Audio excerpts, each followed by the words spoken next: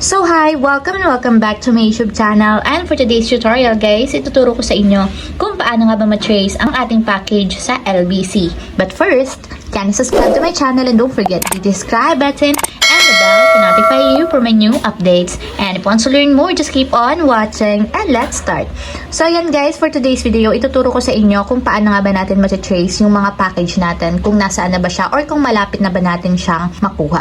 So ang first step guys is kailangan meron kayong tracking number or yung code na binibigay sa atin para ma-trace natin yung ating package. Mostly guys, ito-text naman sa atin yan nung sender kung ano ba yung ating tracking number.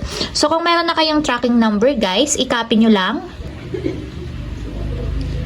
So ang LBC guys is mayroong 12 digit para sa tracking number. So pagka-copy ng tracking number guys, i-open naman natin ang ating Google Chrome.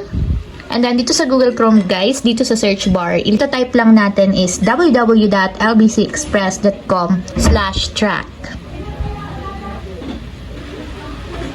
So ayan guys, after nyo mailagay yung www.lbcexpress.com/track, i-search lang natin.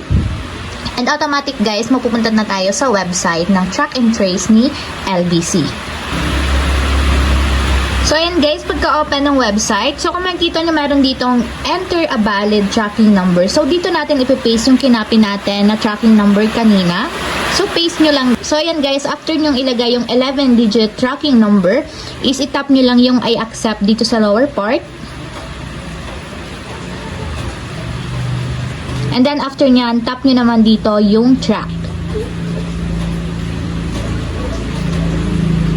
And automatic guys, lalabas na dito sa baba kung nasaan na ba yung inyong package. So nakalagay siya dito guys kung nasaan na. So ayun lang guys, ganun lang kasimple kung paano nga ba ma-trace ang ating package sa LBC. If you have a question, can you comment down below and don't forget to hit the subscribe button and the bell to notify you with new updates. And thank you for watching!